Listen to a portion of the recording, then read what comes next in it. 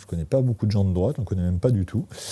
Puis des gens qui travaillent dans le monde politique, j'en connais pas du tout non plus. Et donc j'avais pris contact avec lui à ce moment-là, avec des questions très naïves peut-être, mais j'avais vraiment une curiosité, ce qui est bien pour faire du documentaire, la curiosité. J'avais une curiosité sincère pour essayer de comprendre comment on pouvait être de droite, quoi.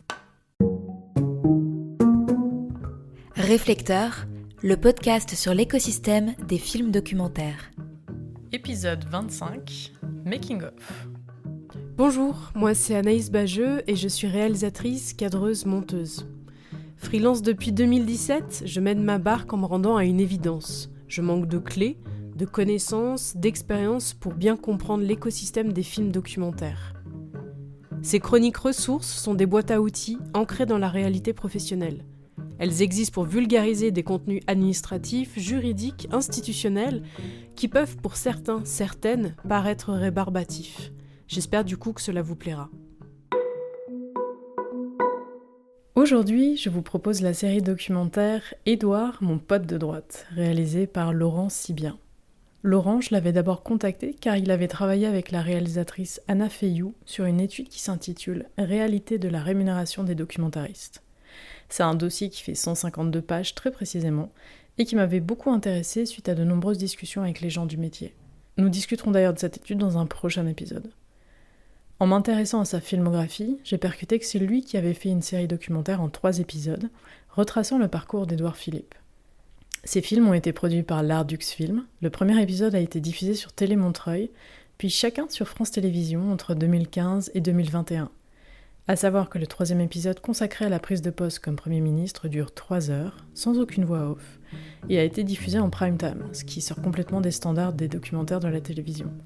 Cet entretien a été enregistré chez Laurent, en région parisienne, fin 2023.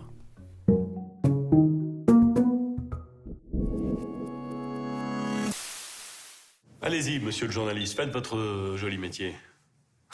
Quand votre copain d'école devient Premier ministre, Tu veux que je te pose des questions de gauchiste aujourd'hui? Non, fais pas chier. qu'est-ce qu'il vous raconte? En ce moment, je prends aucune bonne décision.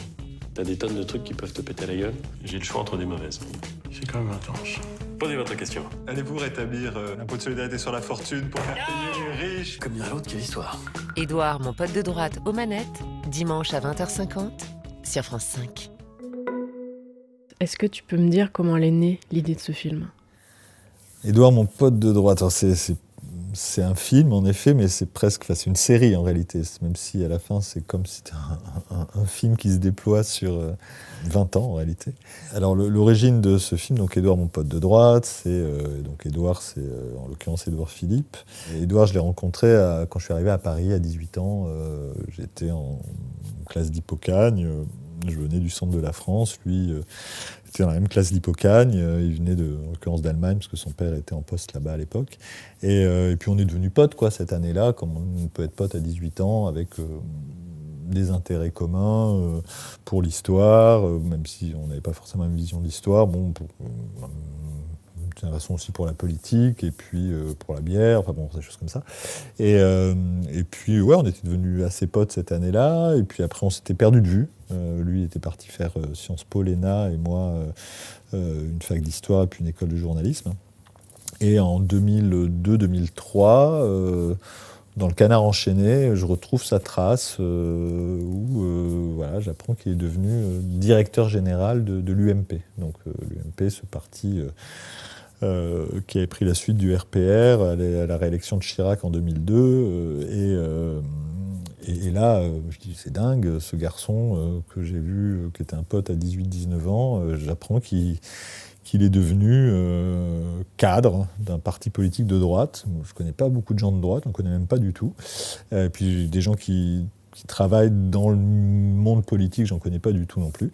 Et donc j'avais pris contact avec lui à ce moment-là, avec des questions très naïves peut-être, mais j'avais vraiment une curiosité, ce qui est bien pour faire du documentaire, la curiosité. J'avais une curiosité sincère pour essayer de comprendre comment on pouvait être de droite, quoi. On a commencé à discuter, mes questions l'intéressaient, il a joué le jeu, et puis de fil en aiguille, comme ça, pendant plusieurs années, je le voyais de loin en loin, sans avoir vraiment de projet de film. Peu à peu, c'était une façon d'apprivoiser la possibilité de filmer la carrière d'un homme politique de ma génération, de droite, qui avait de l'ambition, mais enfin, à ce moment-là, il était adjoint au maire du Havre. Certes, il était sorti de l'ENA, certes, il était allé au Conseil d'État, donc il était archétypal d'une certaine façon de la classe politique française, mais voilà, libéral, alors moi je ne le suis pas, économiste je veux dire, et c'était intéressant, c'était un dialogue, c'était intéressant de discuter avec lui, mais il n'y avait pas encore vraiment d'idée de film. Et puis à un moment, au bout de quelques années, ça a mis quelques années, où comme ça j'y allais de temps en temps, en discutant avec une amie productrice qui s'appelait Barbara Levendangeur, avec qui j'avais fait un film, qui était vraiment devenue une amie, et j'avais vraiment envie de faire des films avec elle, et malheureusement elle est décédée beaucoup trop jeune. Et c'est elle qui m'a dit, mais à un moment, si tu veux travailler là-dessus, il faut faire un premier film, et peut-être pourquoi pas penser à une série. Enfin, elle m'a fait penser c'était un peu le début des séries de fiction, et de réfléchir à une série de documentaires.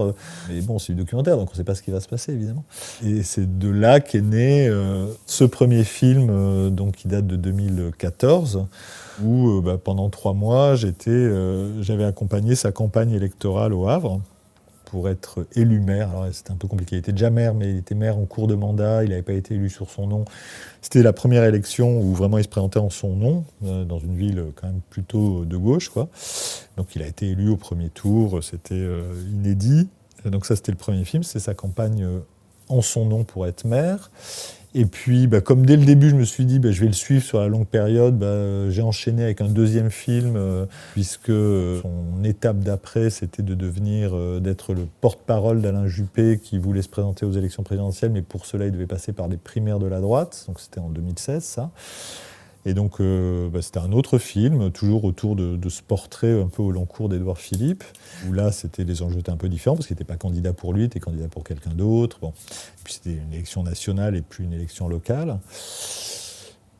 Primaire qu'il a perdu, enfin que Alain Juppé a perdu, donc d'une certaine façon Édouard aussi. Et puis, par cette espèce de bizarrerie de l'histoire politique de ces dernières années, en mai 2017, il a été nommé Premier ministre de Macron nouvellement élu. Et là, du coup, évidemment, j'ai fait un 3e épisode de cette série qui était alors, plus du tout sur la conquête du pouvoir, qui était un peu le thème des 2 précédents, mais sur l'exercice du pouvoir, l'exercice de l'État, puisqu'il était à ce moment-là en position d'être aux manettes, c'est le titre du film. Donc de pouvoir influer. Quand on est Premier ministre, on a une certaine influence sur la politique d'une nation. Et donc, pendant 3 ans, du temps qu'il a passé à Matignon, j'ai filmé effectivement Édouard, Premier ministre. Comment ça a été pensé en termes de diffusion ? Parce que, est-ce que, du coup, évidemment que tu ne savais pas où ça allait t'emmener, tout ça, et au fur et à mesure, tu as dit, c'est un ami que tu retrouves, il y a une confiance qui s'instaure de plus en plus, il y a un projet de film qui grandit. Ton premier film a été diffusé où et sur quelle chaîne ? Et est-ce que, du coup, l'accueil qu'a suscité le premier a aussi favoriser le deuxième, je suppose, ou pas ? Comment ça s'est passé de ce point de vue-là ? En termes de financement, en termes de diffusion ? Bien sûr. C'est une histoire, alors là, pour le coup, très, très particulière, évidemment. Assez unique, hein. C'est pas mais je peux te raconter ça.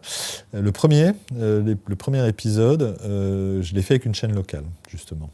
Donc une chaîne locale qui s'appelle TV Montreuil, qui est la chaîne locale de la ville où je vis, qui fait partie de ces quelques chaînes où il y a un responsable de la chaîne qui aime le documentaire, qui a envie de soutenir ce genre, et qui a très très peu de moyens, certes, mais en échange donne une latitude quasi complète sur la forme de ses films. C'est pas anodin de dire ça, parce que par exemple, tu connais forcément Alice Diop.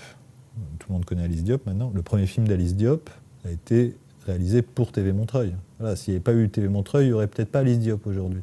Je peux te parler d'Alice Diop, je pourrais t'en parler d'autres. Il y a plein de cinéastes aujourd'hui très reconnus qui ont commencé grâce à ces chaînes-là, qui mettent certes très peu de moyens, mais qui donnent une très grande liberté de forme. Donc, le premier a été fait avec TV Montreuil. Alors, au début, je me rappelle qu'on avait été avec la production, on avait essayé d'intéresser des chaînes qui avaient un peu plus de moyens, Public Sénat par exemple, et ça ne les intéressait pas. Voilà, ça ne les avait pas intéressés à l'époque parce que un élu local, on ne le connaît pas, pourquoi on ferait un film sur lui et pas sur quelqu'un d'autre? Bon, arguments qui se défendent, hein, c'est toujours le problème quand on fait des films, alors surtout les films politiques, mais de toute façon, les films en général, c'est qu'il faut trouver toujours... Un film, c'est pas un sujet. Un film, c'est un regard. Le sujet, moi je suis à Brouillon d'un rêve, par exemple, en tant que lecteur, tous les sujets sont intéressants. Ça n'existe pas le sujet en documentaire. Ce qui est important, c'est la façon dont on regarde les choses. Tout est intéressant, mais la vie d'un voisin comme un film sur un sujet, entre guillemets, extrêmement important, tout, en soi, c'est pas ça qui est important. C'est la façon dont on construit le film et le regard qu'on porte sur le film. Et sur le réel qu'on est en train de regarder, quoi. Et moi, ce qui m'intéressait, c'était de faire un film à partir d'une relation humaine que j'ai avec ce gars, une proximité, une sorte de rapport, de façon de se parler, où il accepte de jouer le jeu, d'abord d'une grande transparence, et de m'expliquer son métier. Bon, c'était pas juste un portrait d'un homme politique, ça allait au-delà de ça. Bon, mais les chaînes, on va dire, un peu plus identifiées que les chaînes locales, ne voyaient pas ça, peut-être je leur ai mal expliqué, comme ça. Hein. Donc le premier film a été fait avec une chaîne locale, TV Montreuil, ce qui allait parce que c'était un film pas cher. Je veux dire, j'étais tout seul à tourner, c'était au Havre, j'ai loué un appart et puis j'ai passé du temps. Et puis voilà. Et l'important, c'était d'avoir les moyens du tournage, puis surtout du montage, du temps de montage. Et il se trouve que ce film a eu beaucoup de chance, c'est qu'il a été ensuite acheté par France Télévisions. C'est-à-dire que le hasard heureux a fait que quelques mois après que le film ait été diffusé dans l'anonymat complet par TV Montreuil, j'avais organisé une projection et une amie productrice l'a vue, l'a trouvé formidable. On a parlé à un responsable de programme de France Télévisions qui, à ce moment-là, ils avaient décidé, ça tombait bien, pendant l'été, de faire une sorte de programmation un peu de portrait politique. Bon, ils en avaient, eux, qu'ils avaient produits, puis ils avaient décidé d'en acheter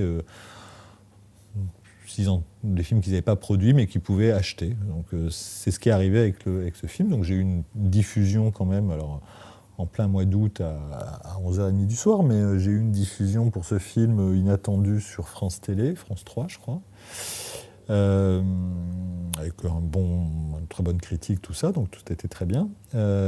Et à ce moment-là, j'avais d'ailleurs discuté avec les gens de France Télé en disant, parce qu'évidemment, s'ils avaient acheté le film, c'est qu'ils le trouvaient très bien.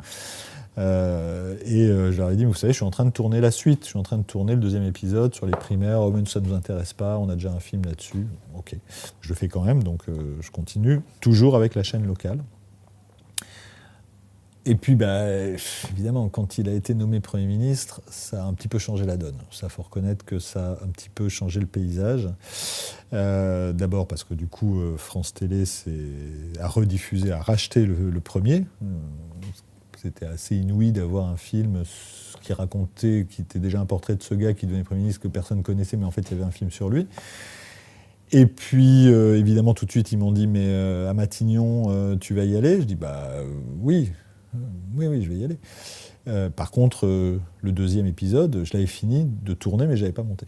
Vous m'aviez dit que vous n'en vouliez pas, mais enfin, ça me paraît compliqué. C'est une série, c'est le chaînon manquant, quoi. Et je dis, ah oui, c'est vrai, bon.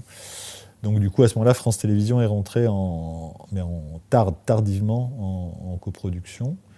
Et donc, du coup, effectivement, le 2e a aussi été diffusé sur France Télévisions en mai 2018. Et le 3e, celui qui est sur Matignon, a été également diffusé. Alors là, pour le coup, c'était entièrement une production France Télévisions.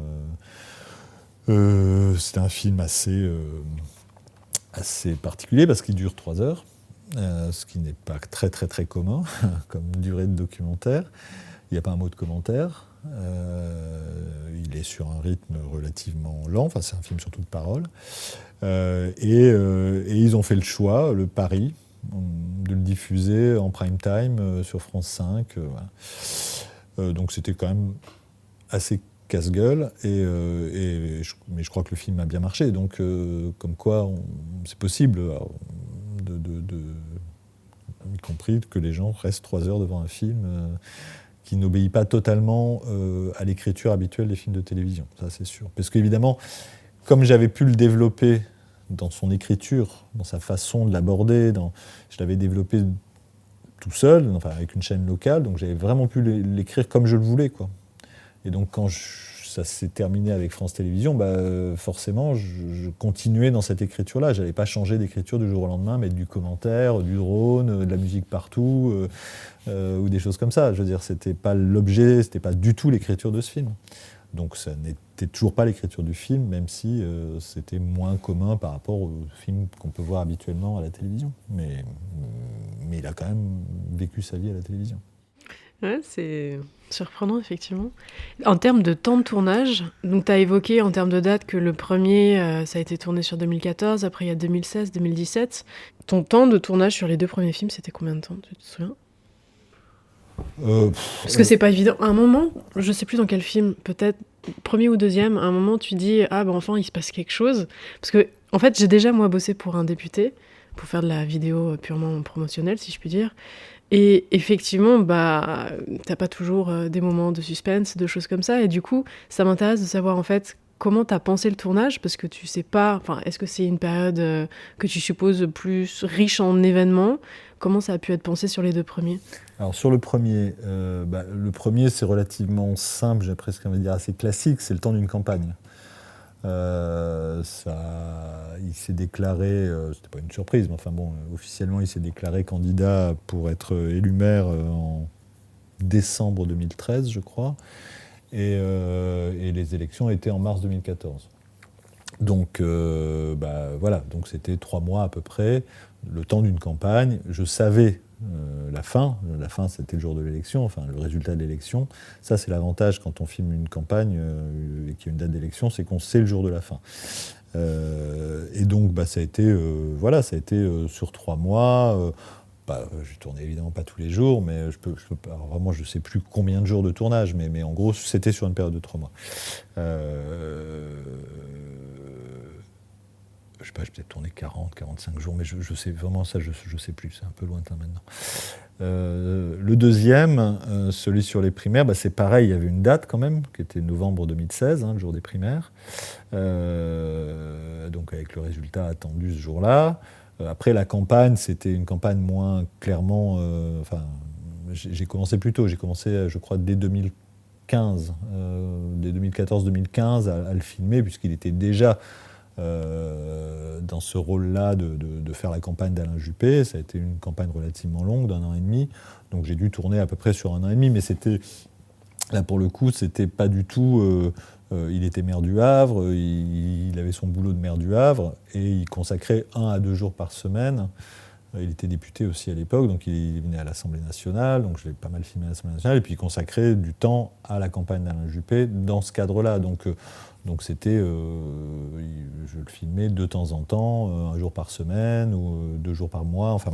Ça dépendait un petit peu pour le coup de ses activités durant toute cette période. Et je pense que c'est dans celui-là où je dis à un moment, enfin il se passe quelque chose, mais c'était surtout lié au fait que pendant toute la campagne, il faisait la course en tête, Juppé, tout le monde pensait que c'était plié, il allait gagner. Voilà. Et donc effectivement, quand on fait un film, on a envie, j'allais dire de suspense, mais oui, on a envie d'éléments dramaturgiques qui viennent du réel, quoi. Et il y a eu un moment de ce film, je me suis dit, ça va être l'histoire d'un mec que tout le monde pense qu'il va gagner, et puis il va gagner. C'est pas passionnant.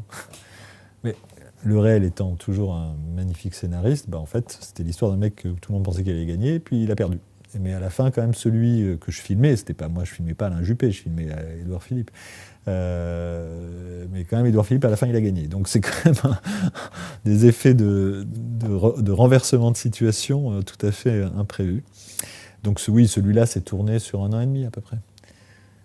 Et le troisième, qui est alors là pour le coup vraiment très différent et très spécifique, parce que là, quand on s'est engagé sur le tournage, donc dès qu'il a été nommé à Matignon, il y avait un vrai truc particulier, c'est que je ne savais pas combien de temps ça allait durer. C'est-à-dire là, pour le coup, il n'y avait pas d'élection. C'est pas une élection. Enfin, Ça peut être lié à une élection qu'un Premier ministre change, mais c'est pas écrit, c'est pas... voilà. Il n'y avait pas de date déjà connue au début de la fin de son mandat. Il aurait pu être Premier ministre 3 mois, il aurait pu être Premier ministre 1 an, il aurait pu être Premier ministre 5 ans. Ça dépendait pas de... Moi, là-dessus, je ne pouvais pas prévoir. Donc ça avait plein d'impacts. C'est-à-dire, comme de toute façon, l'idée, c'était de faire un film, enfin, ça, c'est le deal que j'ai avec Édouard Philippe, c'est qu'à chaque fois que je filme une situation, il faut que la situation soit terminée pour qu'il y ait le film. Voilà, donc j'avais pas sorti un film avant l'élection municipale, avant les primaires, ou tant qu'il était Premier ministre. Et donc il fallait bien que j'aille au bout de son mandat de Premier ministre, enfin de son... Encore une fois, c'est pas un mandat, mais je trouve pas de mots, quoi. Son travail, son exercice, voilà. Et donc, je ne savais pas, quand on a commencé, ni moi, ni le producteur, ni la chaîne ne savions... Donc, tu sais, quand on fait un contrat, on donne une date de PAD, quoi, une date de rendu du film. Bon, là, la date de rendu du film n'était absolument pas prévisible. Et donc, du coup, ça avait plein d'impacts. C'est aussi le temps de tournage, le temps de montage, du coup, la durée du film. Tout ça, c'était absolument impossible de prévoir, quoi. C'était impossible de dire, on va faire un 52 minutes. Parce qu'on ne pouvait pas dire... Voilà, donc, on s'était dit avec France Télé, on ajustera en fonction de la durée de son mandat. C'est ce qui s'est passé. Et donc, à la fin, effectivement, on a eu un accord sur... l'équivalent de 2 fois 90 minutes, donc qui a fait un seul film de 3 heures. Mais parce que là, il y avait cette particularité de ne pas savoir. Donc là, je tournais en moyenne 2-3 jours par mois, mais sur quand même 36 mois. Donc ça te donne à peu près une idée. Il y a sans doute une centaine de jours de tournage sur celui-là. C'était à chaque fois un entretien, environ un par mois. On avait c'est ce qui construit essentiellement le film, c'est ces moments de discussion que j'ai avec Édouard dans son bureau. Mais j'ai tourné aussi des choses autour, parfois des déplacements, des choses comme ça. Et finalement, le film est quand même très très construit sur ces entretiens, parce qu'à la fin, c'est ce qui m'a paru vraiment le plus intéressant. Et donc sur 3 ans, j'en ai une trentaine, quoi. Mais qui dessine une temporalité. Enfin, je veux dire, c'est pas des interviews que je mélange ensuite. Non, c'est vraiment construit comme quand je le vois, ça se passe à tel moment, tel jour, de telle période, et puis la fois d'après, il se passe autre chose, et puis la fois d'après, il se passe encore autre chose, et c'est chronologique en fait. C'est construit de façon chronologique, construit sur les entretiens. C'est un sacré taf quand même. Moi, je suis assez bluffée par les films qui prennent des années comme ça, où tu sais jamais combien de temps ça va durer. Je me dis, mon Dieu, déjà, comment tu fais pour financer ça ? Et puis au bout d'un moment, il faut bien trouver une date. Là, c'est... Le réel, effectivement, s'est fait tout seul et a donné une date de fin, donc ça, c'est plutôt chouette. Mais je me dis quelle charge de travail énorme, même au montage en fait, de se dire de tout dérocher. Donc en fait, quel était sur le 3e film, comment vous avez procédé pour y voir clair et se dire on sait pas combien de temps ça va durer, ça peut durer 1 an, 2 ans de plus, tu sais pas trop. Est-ce que à chaque fois tu faisais des pré-montages régulièrement en disant ok, ça on commence à... on sait que c'est important, et puis je pense qu'au fur et à mesure de l'actualité qui arrive, finalement, il y a des choses que tu vas revoir. Comment ça s'est passé, en fait, cette phase de post-prod ? J'ai pas commencé à faire des pré-montages. La première chose, c'était d'abord de mettre en place un dispositif, et notamment le dispositif des entretiens. C'était ça le cœur. Donc de se poser la question, est-ce que je continue à filmer seul ? Est-ce que je filme avec un chef-op ? J'ai fait des essais. Très vite, je me suis dit non, il faut que je filme seul, parce que quand il y a un chef-op, ça modifie trop la relation entre nous. Donc il faut garder ce truc qui est là depuis le début de la série, c'est-à-dire c'est un dialogue entre 2 individus, quoi, qui ne sont pas au même endroit. Hein. Lui, il est Premier ministre, moi je suis juste celui qui lui pose des questions. Mais donc voilà, donc ça impliquait aussi, il y avait un enjeu derrière formel qui était une seule caméra. Quand on filme quelqu'un qui parle avec une seule caméra et qu'on construit quand même un propos à partir de ça, c'était accepter le parti pris des jump cuts dans les entretiens. Mais ça, c'est compliqué au montage, ça demande beaucoup de travail pour que ça marche. Parce que c'est pas intuitif, et en même temps, moi je trouve quand ça marche, c'est super intéressant. Bien plus que 2 caméras qui reconstruisent un discours comme si c'était une continuité. Donc il y avait ça. Donc ça, au début, oui, dès le début, avec le monteur avec lequel je travaille depuis 20 ans maintenant, et qui est plus qu'un collaborateur, c'est un ami, et j'ai envie de dire presque un co-auteur, parce que je trouve que vraiment c'est des films qui s'écrivent beaucoup au montage, donc il s'appelle Claude Clorenec. Donc on a fait du travail comme ça déjà pour voir si le dispositif fonctionnait. Une fois qu'on était à peu près sûr que le dispositif fonctionnait, j'ai tourné pendant comme ça peut-être 1 an et demi, et non, je faisais pas de montage, je faisais pas de pré-montage, je savais ce que j'avais, voilà. Et puis en effet, au bout peut-être de 2 ans, je commençais à avoir beaucoup de matière, donc on s'est dit c'est peut-être pas mal de se faire une première phase, mais pas de montage, de bout à bout, de voir ce que chaque séquence a dans le ventre, aussi pour moi vérifier que je faisais pas fausse route, que j'étais pas en train de passer à côté de choses. Bon. Du coup, la dernière année de Matignon, j'étais un peu entre tournage et montage, mais pas dans l'idée d'avancer le montage pour pouvoir faire le film très vite derrière, ce qui aurait pu être une exigence de la chaîne. C'était un petit peu une demande de la chaîne. Moi, je leur avais dit non, moi je travaille pas comme ça. Je peux comprendre, il y a des films qui se font comme ça. Justement, quand il y a une élection, on sait la date de fin, on peut s'organiser. En gros, c'est binaire, c'est oui, non, j'ai gagné, j'ai perdu. On peut imaginer un film. Moi, je pense qu'on ne peut pas faire des films comme ça. On peut pas, un film, ça demande du temps, de la distance, ça demande un temps de maturation, ça demande de décanter, ça demande plein de choses. Le temps, c'est le cœur du documentaire, c'est le temps aussi de la distance à l'événement, quoi. Qui permet au spectateur aussi de se décanter, de trouver la bonne distance aux choses, quoi. Un film qui sort tout de suite après, souvent, je pense qu'on ne le voit pas bien. Mais ça c'est mon avis, mais je sais qu'il y a des films qui se font comme ça. C'était pas l'objet de celui-là. Moi j'ai été très clair avec France Télé en disant non, je peux pas savoir quand est-ce qu'il sera plus Premier ministre, et je ne peux pas savoir pourquoi il sera plus Premier ministre. Donc il est hors de question que je prémonte le film juste pour mettre la dernière séquence le jour de son départ, et comme ça, non, ça c'est pas possible. Le film, je commencerai à l'écrire au montage quand l'histoire sera terminée. Ce qui m'a pas donc empêché quand même de faire des pré-montages de séquences, mais encore une fois c'était plus pour voir ce qu'elles avaient dans le ventre, quoi. C'est un peu ça aussi. Ça raconte quelque chose, ça raconte rien. Et donc, quand il est sorti de Matignon, oui, il y avait eu déjà un travail de montage assez conséquent, mais qui était de la préparation. Et donc, vraiment, le travail de montage a commencé après. Et là, l'histoire était définie, on avait déjà eu tous les éléments, et on pouvait vraiment construire le film à ce moment-là. Et là, il y a eu, derrière ça, il y a eu 8-9 mois de montage, parce qu'il y a tellement de matière, donc 8-9 mois de montage quasiment à plein temps, quoi, pour arriver à trier, à réduire jusqu'à un film qui fait quand même 3 heures, donc mais c'était une réduction énorme par rapport à ce que j'avais. Notre premier ours, un ours, toi tu sais ce que c'est, mais c'est une sorte de pré-montage assez large, quoi, avec toutes les séquences. C'était presque un ours avec toutes les séquences qu'on avait fait, il durait 24 heures. Donc comme je disais, j'avais une trentaine d'entretiens avec lui, donc une matière en parole. C'est quand même un mec qui est quand même Premier ministre, donc tu jettes pas, forcément, il y a des choix à faire, mais des choix pas simples, parce que dans toutes nos discussions, il y en avait des trucs intéressants et parlants et importants pour l'histoire et tout ça. Il fallait bien faire des choix, ça c'est le moment du montage. Évidemment, mais donc c'est un film qui s'est fait comme ça, qui s'est finalement dans l'ordre, tournage, montage, même si encore une fois il y a eu évidemment du travail en cours sur la longue période, mais c'était plus pour moi, pour m'aider à pas perdre le fil, quoi.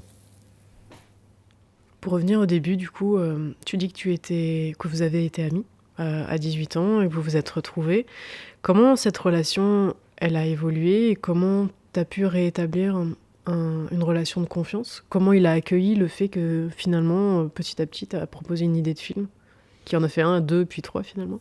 Ouais, c'est un long processus, c'est-à-dire que, encore une fois, quand je l'ai retrouvé en 2002, 2003, les premières images datent de 2004. Il y a eu un petit temps avant d'en discuter sur est-ce que ce serait possible qu'un jour je t'accompagne dans une journée de boulot à l'UMP.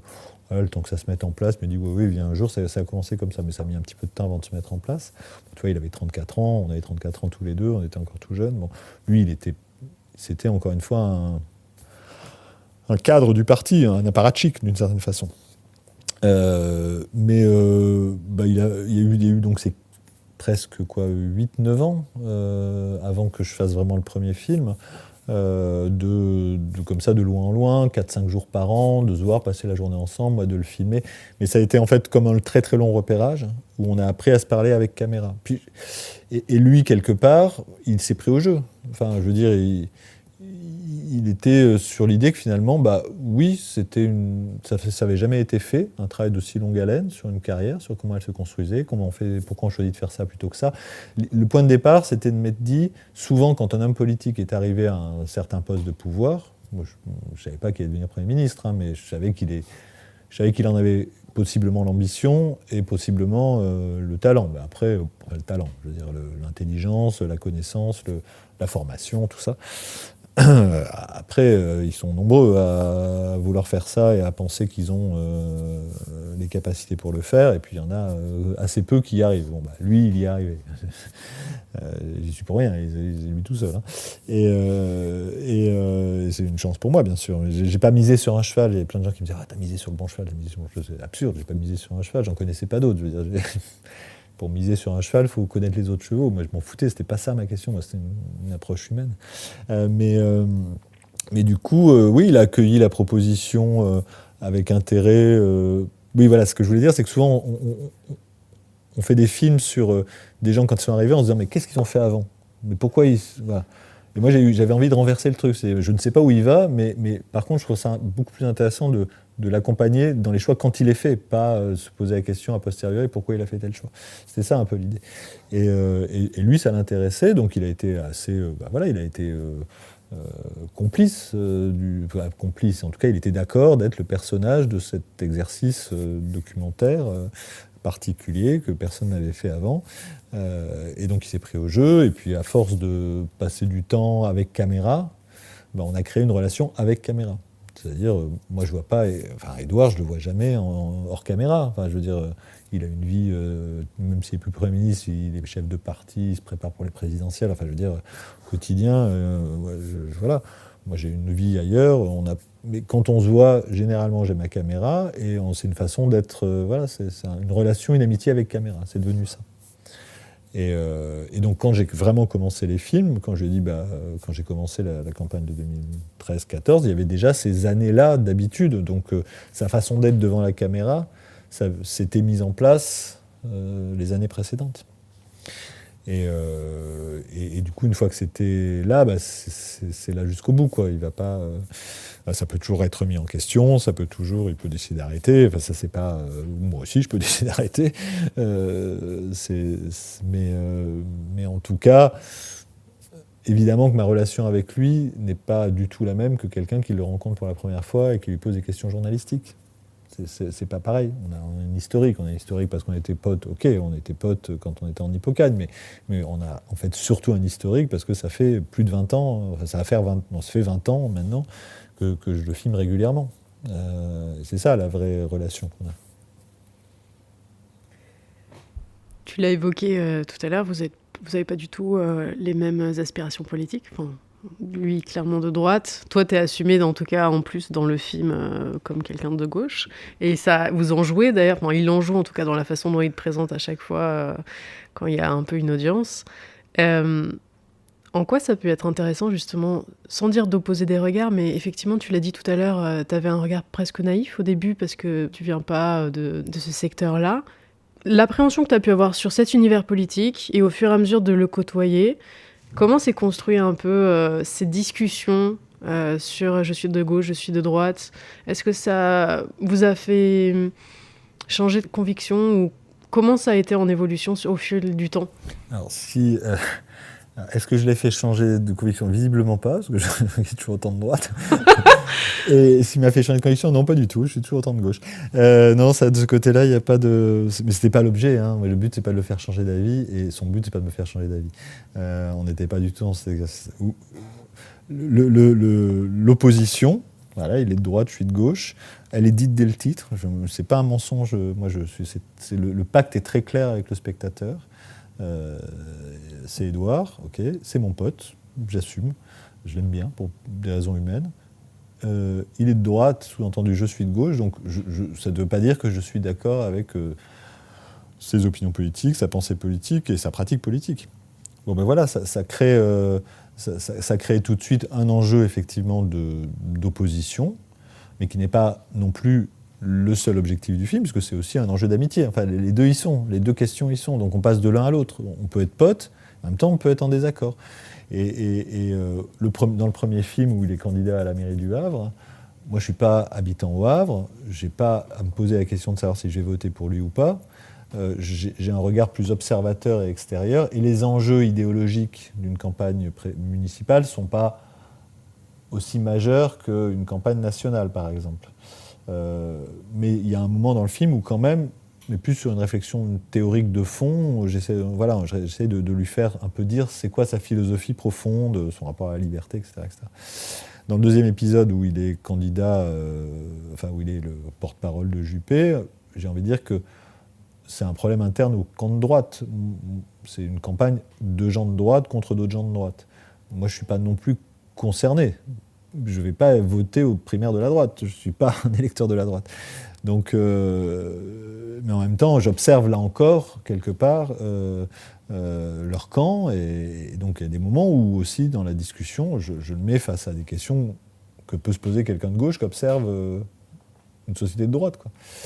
Alors, dans le troisième, à Matignon, là, l'enjeu est un peu différent parce que, même si il a été désigné par le président de la République, d'une façon, là, ça m'implique. En tant que citoyen, ces décisions m'impliquent dans ma vie quotidienne, possiblement. Donc là, je peux avoir des positions plus idéologiques, plus tranchées, et c'est beaucoup plus au cœur de la troisième. C'est à la fois, explique-moi ce que c'est qu'être Premier ministre, parce qu'après tout, pas explique-toi face aux Français, c'est pas ça l'exercice que je lui propose. C'est explique-moi, moi, ton pote d'Hippocagne, t'es à un endroit où, franchement, il y a peu de gens qui y sont, explique-moi ce que c'est qu'être Premier ministre. Ils ont ce qu'il fait, largement. Et il y a aussi des tas de moments où, forcément, moi j'arrive, je vois, je suis en désaccord avec des positions qu'il prend ou des politiques qu'il impulse, et j'ai envie de lui dire, quoi. Je lui dis, donc évidemment, il me répond, il me tacle s'il a envie, j'essaie de le faire. Enfin bon, voilà, il y a plus de dimensions d'opposition à cet endroit-là, mais le but, c'est pas de le convaincre, ça serait peine perdue. Son but, c'est pas de me convaincre non plus, ce serait peine perdue aussi, mais ça n'empêche pas qu'on discute. C'est ça aussi qui est intéressant, on peut quand même discuter. Comment dire, c'est pas un ennemi, je filme pas un ennemi, je suis pas dans cette logique-là. Filmer l'ennemi, oui, on est dans le champ démocratique, on est dans le champ républicain, je filme un adversaire éventuellement, enfin, je filme quelqu'un qui fait des politiques avec lesquelles je ne suis pas d'accord, c'est pas pour lui que je voterai, mais ça va, on reste dans le champ démocratique, on peut se parler, c'est pas filmer Bokassa ou un dictateur sud-américain ou le Front National, quoi. On n'est pas dans cette configuration-là, donc on peut se parler. Et ça, c'est important, et c'est le principe du film, quoi. Ce que je trouve intéressant, moi, c'est... ayant été un peu à côtoyer, du coup, le député avec lequel j'ai travaillé, j'ai été un peu à l'Assemblée nationale, et ce qui m'a un peu frappée, c'est que je m'identifie à ce que tu dis, à savoir, j'étais un peu naïf. Je pense que clairement, moi, je n'ai pas étudié la politique, donc c'est ce que j'entends par rapport à mon conditionnement familial ou de proches, etc. Je peux être intéressée, mais sans m'y plonger passionnément dedans. Ce qui fait que quand j'ai commencé à entremettre un petit pied là-dedans, j'ai eu la sensation, en fait, de me dire « Oh, qu'est-ce que je suis ignorante sur ce milieu ?» Et en même temps, c'est effectivement génial. Comme toi, tu as la possibilité d'avoir un intermédiaire, une personne de confiance, qui va pouvoir te donner sa version de son regard, en tout cas sur les positions qu'il exerce. Me concernant, j'ai eu l'impression, en fait, que c'est tellement complexe que limite, je m'y perds. Et en fait, ce que je trouve intéressant sur l'évolution de tes trois films, c'est qu'effectivement, comme c'est des positions qui sont très différentes, au début, moi, ce que je ressens, c'est il y a le temps et il y a la disponibilité de cerveau à te donner, à t'expliquer, à échanger, à exprimer des points de vue différents. Et évidemment, parce qu'il arrive aussi à un poste à position de responsabilité qui sont extrêmement engageantes, ce temps de disponibilité est extrêmement réduit. Et on sent parfois qu'il est agacé parce que du coup, tu sembles exprimer un point de vue que d'autres personnes partagent probablement, d'une vision du monde qui ne correspond pas à la sienne, et qui fait que je pense qu'il y a beaucoup d'incompréhension sur à quoi ressemble le monde politique, parce qu'on n'y est pas initié, et qu'on voit à travers des médias, on le voit à travers soit le Sénat, enfin l'Assemblée nationale quand ils sont en train de se gueuler dessus, ou les on-dit, parce qu'en fait on va supposer que tous les politiques sont des pourris. Et ce que je trouve génial, c'est que tu as la possibilité du coup d'aller, de côtoyer pendant des années quelqu'un que tu as connu autrement qu'à travers une fonction professionnelle, purement professionnelle. Là où je veux en arriver, c'est... Est-ce que toi, à un moment, est-ce que ça... J'entends que l'idée, c'est pas de se convaincre, tu vois. Est-ce que pour autant, t'as l'impression de rentrer dans un monde qui est tellement complexe que c'est difficile de comprendre, de remettre... Tu vois, parce que je pense que malgré tout, moi, en voyant le dernier film que tu as fait, je trouve ça génial, en fait, de me dire « Waouh, en fait, c'est pas con ce qu'il dit. » Et je suis persuadée que n'importe qui de n'importe quel parti politique peut avoir des bonnes idées. On peut s'identifier à ça et que des fois, on peut être surpris de se dire « Ah, en fait, c'est pas du tout le parti que j'aurais pensé. » Comment, toi, tu t'es senti dans l'évolution de ces discussions ? Est-ce qu'il y a des choses qui t'ont troublé ? Est-ce que ça a pu remettre en question ? Sans te dire, tu vois, d'être convaincu, mais qu'est-ce que ça a provoqué chez toi ?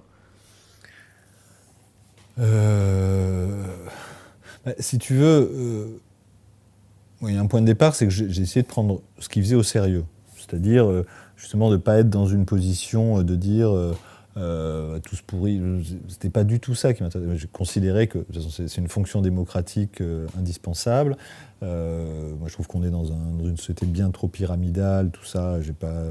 mais en même temps, ça existe. Donc, comment ça fonctionne mais c'était dans une...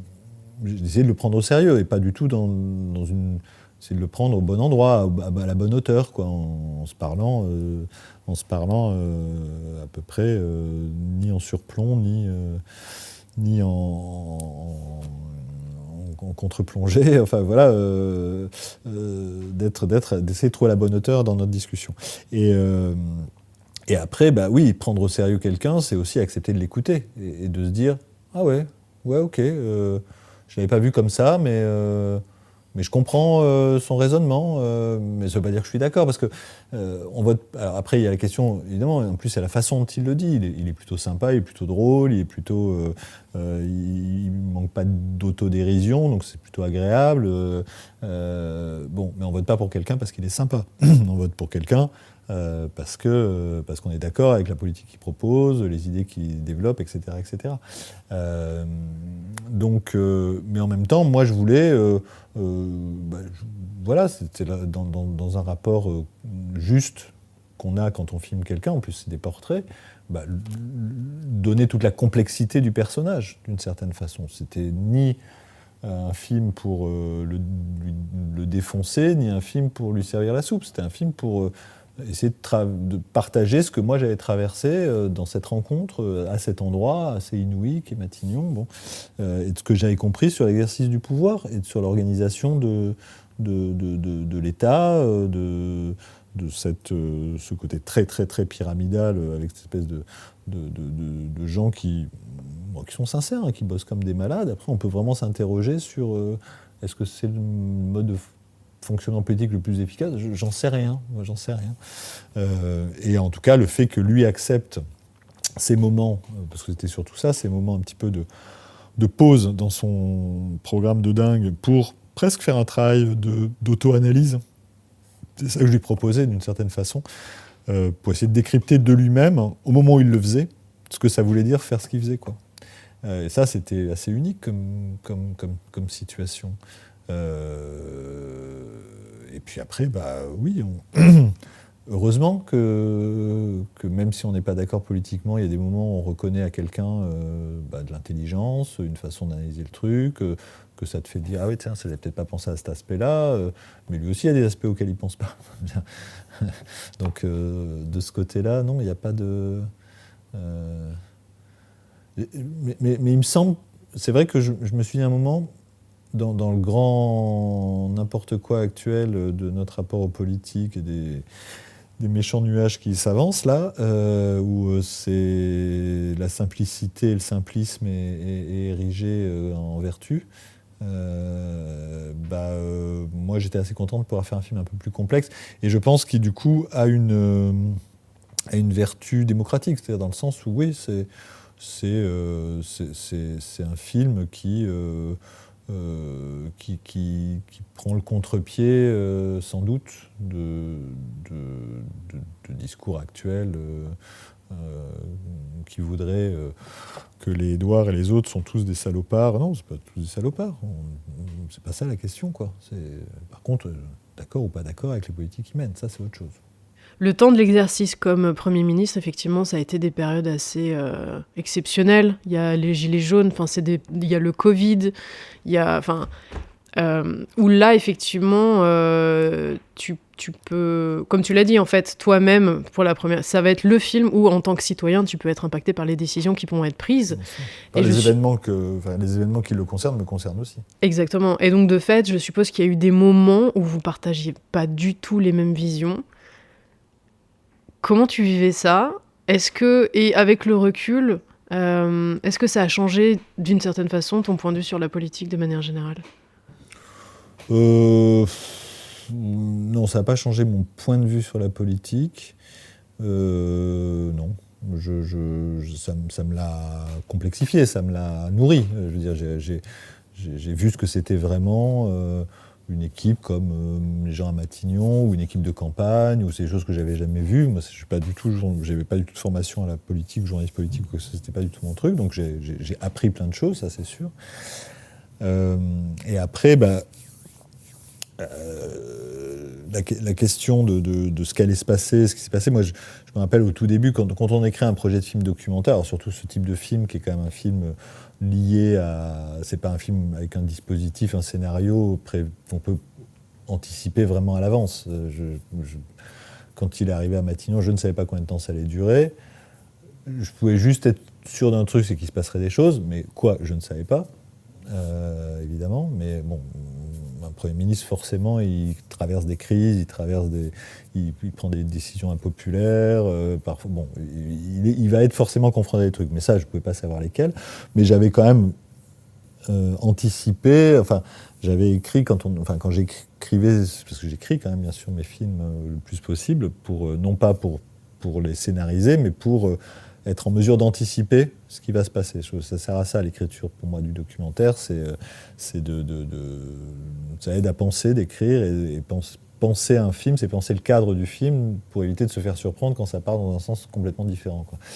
Et donc, c'est vrai que je me rappelle, j'avais, dans mes hypothèses, fait l'hypothèse que, de ma compréhension de la société telle qu'elle était à ce moment-là, de me dire...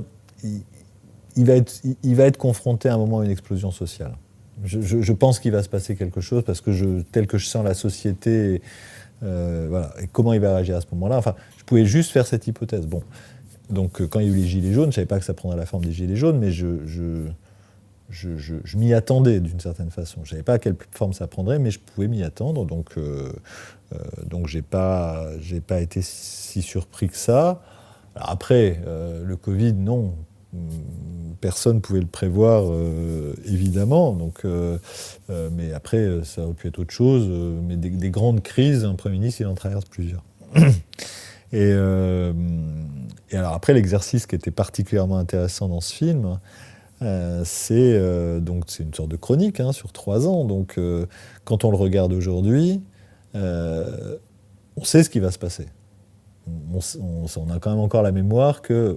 Au moins, pas de tout, je pense même que la mémoire, elle élimine beaucoup de choses. Mais quand même, les gilets jaunes, le Covid, je pense que c'est des événements qui vont rester assez longtemps dans les mémoires collectives. Ce qui fait que quand on commence à regarder le film, tout l'exercice et tout l'enjeu, et ça c'était vraiment l'écriture du montage, c'était de raconter une histoire dont tout le monde connaît la fin, mais tout en maintenant quand même une forme de suspense, parce que c'est un film, enfin, je veux dire, on joue sur les mêmes codes que tous les films, quoi. C'est qu'il faut, si je fais un film, j'ai envie que le spectateur il a envie de le regarder jusqu'au bout, et pour qu'il ait envie de le regarder jusqu'au bout, faut qu'il soit attentif, surpris, qu'il ait envie, qu'il ait envie de continuer, quoi. Et tout l'exercice très intéressant, c'était comment faire pour que, alors que le spectateur sait ce qui va se passer, il ait quand même envie de savoir ce qui va se passer. Et donc, qu'il y ait une attente. Il y a une attente, je pense que quand on regarde le film, au début, il y a forcément un moment où on se dit « mais qu'est-ce qui va se passer au moment des Gilets jaunes ?» Et puis, je sais bien qu'à la fin, il va y avoir le Covid, mais comment ça va se passer? Donc, je pense que ça crée, alors qu'on le sait, on arrive à essayer de créer de l'attente, quoi, presque du suspense, pour un endroit où il n'y en a pas, parce que c'est du documentaire, on sait tous ce qui s'est passé. Voilà. Mais ça, c'était l'exercice de narration, c'est l'exercice de travail, d'écriture, du montage, quoi, et qui était passionnant, mais qui demandait beaucoup. C'est d'où ce très très longtemps de montage, parce que c'est de la dentelle, quoi, pour arriver à... C'est une histoire de rythme, c'est l'histoire c'est l'histoire que le spectateur ne voit pas, mais qui fait que son attention doit être tenue, enfin, qu'il a envie de continuer à l'écouter jusqu'au bout du film, quoi. Enfin, c'est ce que je voudrais. J'avais vu le film La Cravate, tu l'as vu? Et qui du coup, pareil, a un point de vue assumé c'est un réel de gauche. D'ailleurs, est-ce qu'il n'y a que des réels de gauche? Est-ce que ça existe les réels de droite selon toi? Oh oui, je pense, oui. Ouais. Peut-être qu'ils se cachent, je ne sais pas. Mais en fait, ça pose... Ils sont tous rédacteurs en chef. Ou producteurs. Non, c'est pas vrai. Les producteurs sont aussi de gauche dans le documentaire. J'y pense parce que là, ça fait un peu... comment dire la différence de La Cravate, c'est que c'est l'extrême droite et c'est filmé par un gars de gauche. Moi, quand j'ai été à l'Assemblée nationale, j'étais côté journaliste et je voyais Marine Le Pen. Et je trouvais ça... Je faisais comment dire Je me rendais compte d'un truc extrêmement basique, qui est que quand tu as un humain en face de toi, à force de l'entendre et de le diaboliser à travers les médias, la radio, la télé, etc., et que cette personne peut être absolument charmante, polie, aimable, etc., ça te fait relativiser sur la perception de cette personne. Ce qui m'amène à la question de, même si j'ai bien compris que l'idée, c'était pas forcément d'essayer, dans la relation que tu as avec Édouard Philippe, de vous convaincre l'un l'autre, ça me fait penser un peu à une stratégie marketing qu'a eu Macron, tu vois, avec les youtubeurs. En fait, comment dire? Tu vois de quoi je parle avec Macron, Carlito et... Oui, vaguement, oui. Bon, enfin bref, l'idée c'est quand tu partages pas les opinions politiques de quelqu'un, malgré tout, de s'y intéresser. En fait, c'est comme faire je tire le trait, mais c'est comme faire un film sur un tueur en série, si tu veux. Le rendre humain, donc lui donner, ça fait qu'on va s'attacher à lui, parce que c'est aussi quelque chose qu'on recherche dans des effets dramaturgiques. Et moi, la première, je me suis dit, mais en fait, c'est hyper intéressant parce que effectivement, je n'ai pas cet accès, cette proximité avec un homme politique, donc je ne me rends pas compte. Et mon ignorance, effectivement, m'empêche de voir la complexité de ses responsabilités, et ça le rend sympathique. Et parfois, il y a un peu une dissonance cognitive de se dire, est-ce que, du coup, je sers son propos alors qu'il est de droite et que je ne partage pas que je n'aimerais pas forcément appeler les gens à voter à droite alors que je suis à gauche. Comment toi, tu as construit ça Quelle réflexion tu as eue sur ce genre de sujet? Alors, je rebondis sur un truc que tu as dit, que tu n'es pas la première à dire. Hein, oui, j'imagine. C'est le rendre humain. Mm-hmm. Je ne le rends pas humain, il est humain. Et c'est bizarre cette idée, et c'est un truc très spécifique, je pense, aux politiques, on a un rapport quand même un peu bizarre aux politiques, c'est-à-dire se dire, c'est comme si c'était la présence de la caméra qui le rendait humain, mais c'est un humain, comme les autres, c'est pas moi qui le rend humain, il l'est. Mais pardon. Tu vois ce que je veux dire ? Mais et c'est là que je suis. Enfin, en fait, non, parce que c'est pas la caméra. Enfin, grâce à ta caméra, oui, mais c'est la proximité que tu as avec lui et qui est totalement assumée.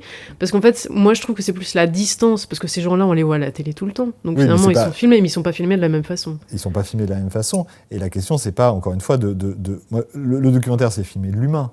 Donc la question que ça pose en creux, c'est est-ce que le monde politique devrait être filmé différemment parce que c'est le monde politique et que c'est un rapport de pouvoir. Est-ce que le documentaire ne peut filmer que des gens sans pouvoir ? Il y a des gens qui pensent ça. Parce qu'au moins, eux, on peut les rendre humains. On peut leur donner de l'humanité en les filmant. Mais alors les hommes politiques, non, parce qu'ils pourraient s'en servir.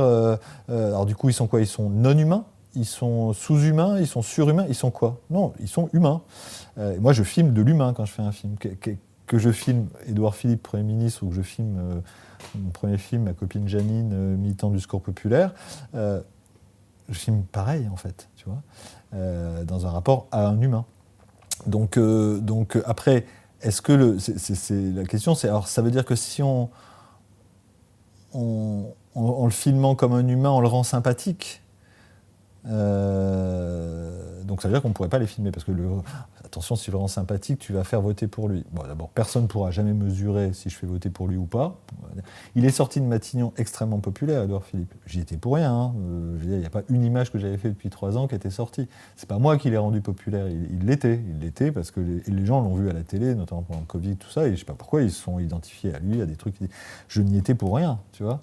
Donc il y a une confusion, je pense, autour de ça, mais c'est parce que je pense qu'on a un rapport très compliqué aux politiques, alors que c'est que de la matière humaine. Et justement, moi, je trouve que filmer le politique comme de la matière humaine, c'est peut-être même politiquement beaucoup plus ravageur, parce qu'au fond, eux, ils essayent de construire...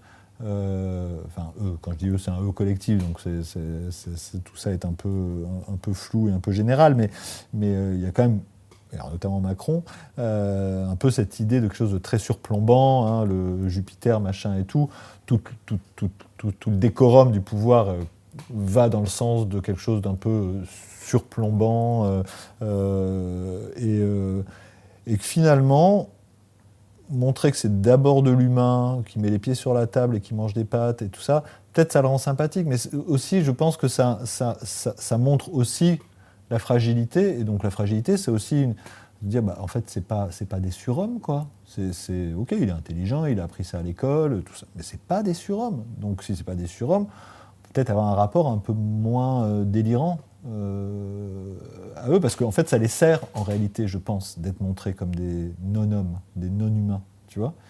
Je pense que ça les sert plus, en réalité, de garder cette sorte de distance qui est créée par la télévision. Et quand Macron, il fait le guignol avec des youtubeurs, ça, c'est que de la com, pour le coup. C'est lui qui décide de le faire. Enfin, c'est pas du tout la même configuration. Et d'ailleurs, par rapport à ça, c'est très drôle, parce que pendant la campagne de 2022, et alors là, clairement, ça m'a fait marrer, parce que c'était évidemment directement inspiré de mon film. Macron, il a fait un truc de com, il se faisait filmer un petit peu avec une pseudo-proximité dans sa vie quotidienne de président. Sauf que ça marchait pas du tout. C'était grotesque. Enfin, c'était grotesque, justement, c'était complètement fake, c'était de la com, quoi. Il n'y avait aucune sincérité. Et ça se voyait. D'ailleurs, je crois qu'ils ont arrêté vite, tellement c'était ridicule, tu vois. Et c'était évidemment ces mecs de la com qui ont dit « Ah, merde, Édouard Philippe, il a fait ça, on pourrait peut-être faire ça. » Mais non, ils ont rien compris, en fait. Ils ont rien compris. C'est ce qui me rassure avec les gens de la com, c'est que généralement, ils ne comprennent rien.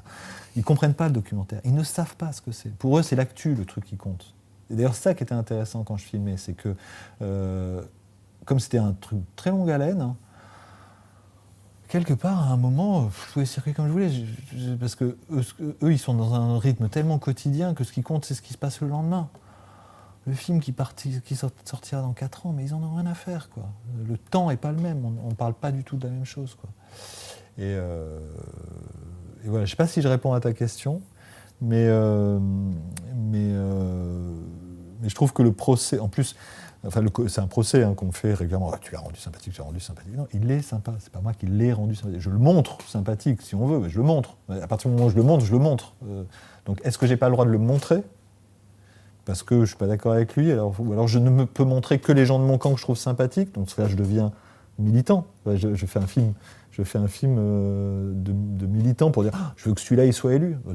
Non, c'est pas mon rôle, moi. Je montre un humain. Si on ne commence à filmer que les gens avec lesquels on est d'accord, on rentre dans une société un peu problématique, je trouve. Tu vois, ça a existé, hein, mais c'est pas tellement la société dans laquelle j'ai envie de vivre. Merci. Est-ce que tu as été confronté à des difficultés de tournage ? Des trucs où tu te dis putain. Ben en fait non. Non.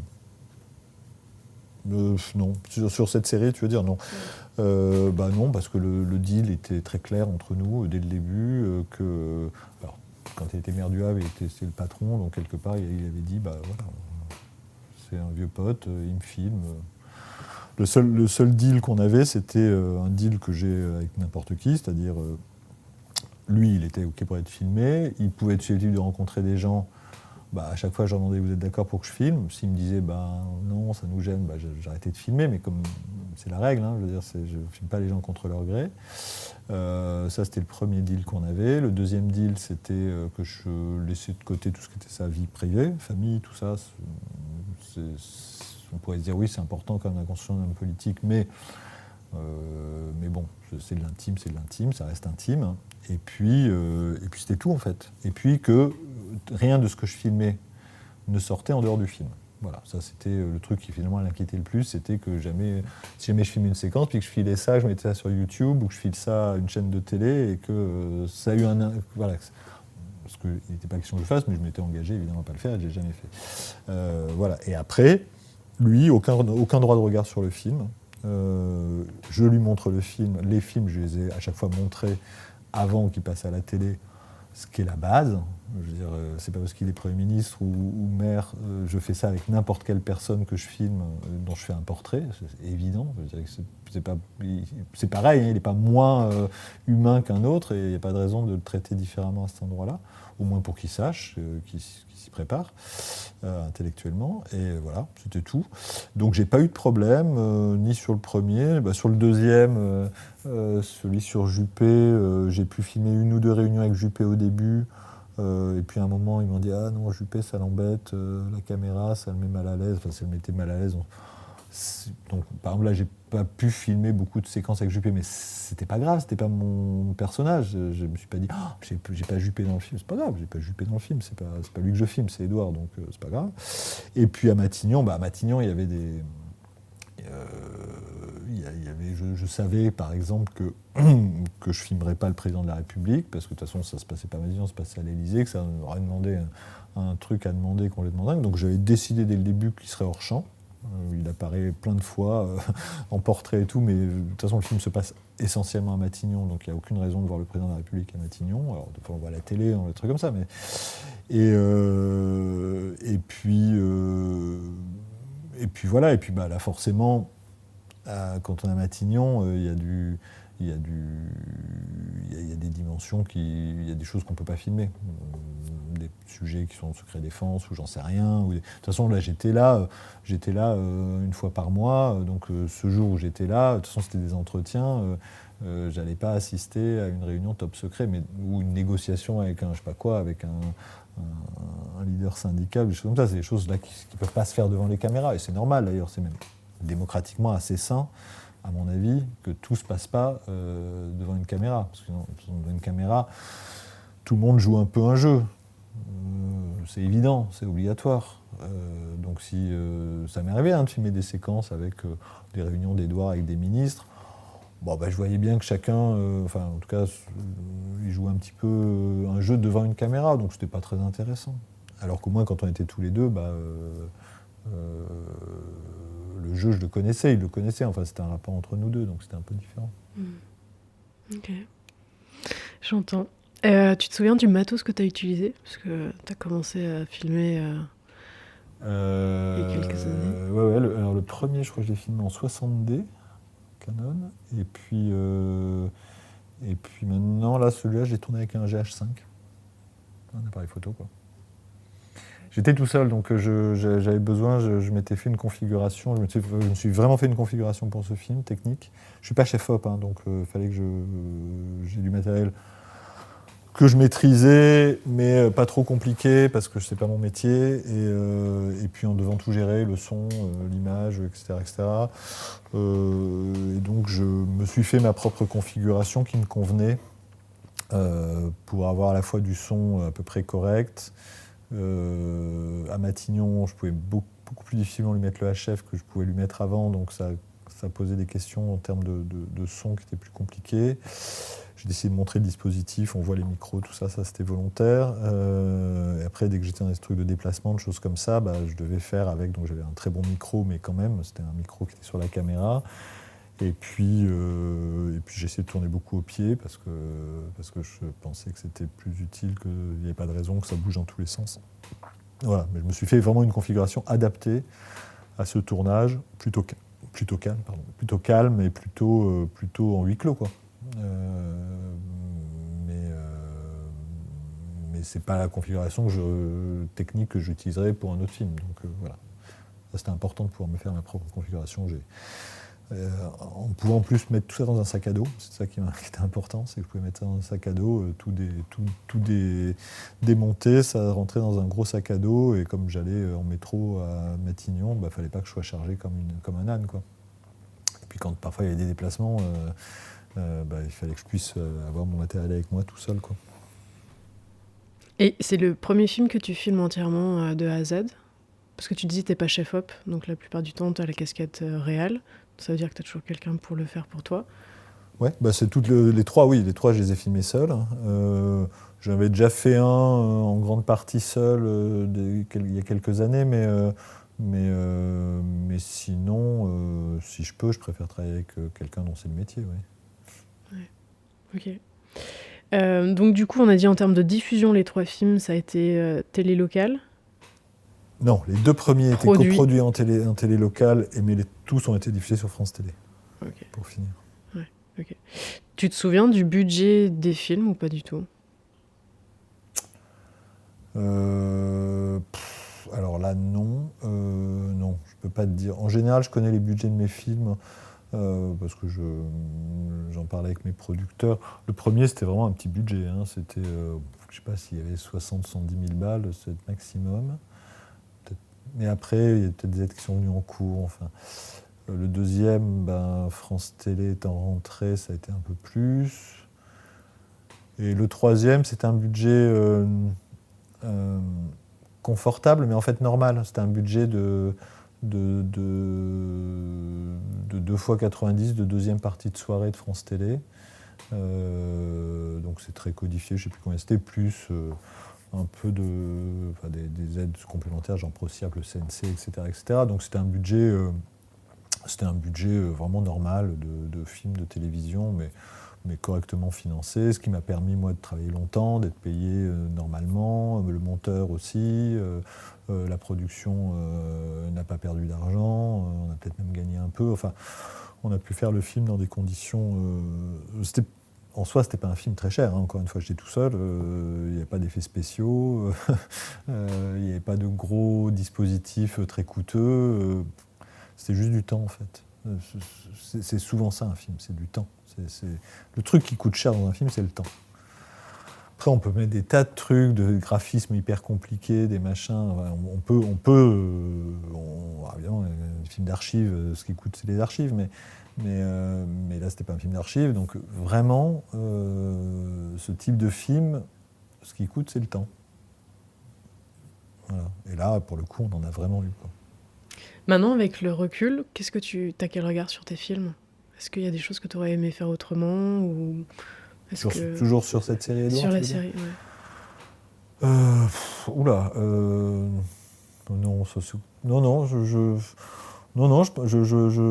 Je pense que c'est des films... c'est quand même pas vraiment à moi de le dire, ça. C'est pas... Moi, maintenant, les films ne m'appartiennent plus, hein. C'est aux spectateurs, maintenant, de voyager avec. Mais ce qui était important, ce qui est important, c'est toujours, ça ramène à la question du temps. Alors il y a le temps de fabrication d'un film, puis il y a le temps de maturation d'un film, puis il y a le temps aussi de vie d'un film. Et ce qui, moi, m'importe, c'est que ces films-là, mais encore une fois, c'est pas à moi de dire si c'est le cas, sont des films durables. C'est-à-dire des films qu'on va pouvoir regarder dans 10 ans ou dans 15 ans en se disant « Ah ouais, ça me raconte quelque chose. » Même si, ou même dans... Enfin, voilà, c'est pas un film d'actualité. C'est un film qui, c'est ce qu'on a essayé de faire en tout cas, un film qui peut raconter quelque chose d'important à travers ce portrait sur la société contemporaine, dans la société dans laquelle on vit aujourd'hui et dans son histoire politique. Je veux dire, quand on regarde le film de Depardon sur Giscard de 1974, ce film a cette vertu-là, c'est-à-dire que tout a changé, Giscard il est mort, c'est une époque, les voitures, tout est différent. Enfin, on peut le regarder en se disant « c'est une histoire ancienne », et en même temps non, on le regarde parce qu'on le regarde aujourd'hui et ça nous raconte encore quelque chose d'aujourd'hui, de la matière politique, du corps politique notamment. Quand on regarde le film des frères Mails et Pennebaker sur la campagne de Kennedy en 1960, c'est pareil, c'est du noir et blanc. Kennedy, alors là pour le coup c'est vraiment l'histoire ancienne, en plus c'est même pas en France. Et pourtant, on le regarde, pareil, parce que ça nous raconte encore quelque chose aujourd'hui. C'est une campagne, quelque chose de tellement organique dans la façon de filmer. Enfin, on n'avait jamais vu ça. Bon, voilà. Puis il y a des films politiques qui sont oubliés dès le lendemain parce qu'ils racontent un truc, un événement, un machin. Puis ça, voilà. J'espère, mais c'est pas moi de le dire encore une fois, que cette série-là sera durable, voilà, qu'on pourra la regarder dans 20 ans en se disant « Ah ouais, ça me raconte encore aujourd'hui quelque chose. » Voilà. Mais après, il y a des détails dans le film. Voilà, par exemple, je pense que dans le deuxième, sur les primaires, j'ai un peu trop pensé, et c'était une erreur dont je me suis rendu compte après, et donc j'ai fait gaffe sur le troisième, que la mémoire resterait, c'est-à-dire que des événements qui avaient semblé importants, on s'en souviendra encore. En fait, c'est dingue comme enfin, je suis sûr qu'il y a même encore la plupart des gens ont oublié qu'il y a des primaires, Fillon, Sarkozy, enfin je veux dire, tout ça, ça s'efface à une telle vitesse qu'il est possible que celui-là, le deuxième, soit plus compliqué à voir dans quelques années en se disant oula, mais on a tout oublié quoi, de cette histoire. Le premier, ça se passe, c'est une élection locale, donc j'ai envie de dire que c'est éternel presque. Et donc j'ai vraiment fait très attention sur le troisième aussi, de bien recontextualiser les événements dont on parlait, en me disant peut-être que dans 15 ans, il va falloir que les spectateurs, il ne faut pas qu'ils soient spécialistes de l'histoire des années 2010-2020 pour pouvoir le regarder, quoi. Donc ça, j'étais attentif à ça. Mais vraiment dans cette idée que le film, enfin j'espère qu'il sera durable, quoi, qu'il racontera quelque chose un peu plus longtemps que juste... Ce qui est plus compliqué actuellement, parce que tant qu'Édouard il est encore en carrière politique, bah évidemment, il s'est beaucoup vu par ce prisme-là. Mais c'est pas ça qui est important, je pense, dans le film. Au fond, c'est pas tellement Édouard qui est important dans le film. C'est l'endroit où il est, et c'est ce que ça raconte de l'endroit où il est. Et ce que ça raconte de ma génération politique. Voilà. Mais ça, il faudra du temps pour peut-être que ça apparaisse vraiment, quoi. Et du coup, Édouard a vu le film. Qu'est-ce qu'il en a pensé? Quels échanges tu as pu avoir concernant ton travail? Ah bah oui, il les a tous vus au fur et à mesure. L'important, c'est qu'il s'y reconnaît. Voilà. C'est le truc le plus important. Tant qu'il s'y reconnaît, dans le sens, ça ne veut pas dire qu'il est content de tout ce qu'il y voit, hein, loin de là. Mais il m'a toujours dit... c'est bien moi, enfin c'est pas... voilà. Et donc, ça lui va, c'est plutôt bien. Réflecteur, c'est fini pour aujourd'hui. Un grand merci à Laurent Sibien pour cette rencontre. La série Édouard, mon pote de droite a été diffusée principalement sur France Télévisions. Si vous souhaitez le visionner, il est disponible en VOD sur Arte Boutique et sur Tank, et également en DVD sur la boutique des Mutins. Je vous mets tous les liens en description. On se retrouve au prochain épisode pour une chronique portrait sur le parcours professionnel de Laurent Sibien, le réalisateur de ce film. Je vous remercie d'avoir écouté ce podcast jusqu'au bout. J'espère qu'il vous a plu et si c'est le cas, je vous invite à laisser un avis sur Apple Podcast ou Spotify et à partager l'épisode autour de vous. Ce podcast, c'est aussi le vôtre. S'il y a des thématiques qui vous tiennent à cœur, que vous souhaitez me partager, sentez-vous libre de m'écrire en commentaire sur Instagram ou Facebook. Je répondrai à tous vos messages et je ferai de mon mieux pour créer un nouvel épisode. Un podcast réalisé et produit par mes soins, avec une composition musicale réalisée par Claire-Sophie Dagnan, avec Vera et Léon au violoncelle, et une illustration d'Hugo Merel. À bientôt!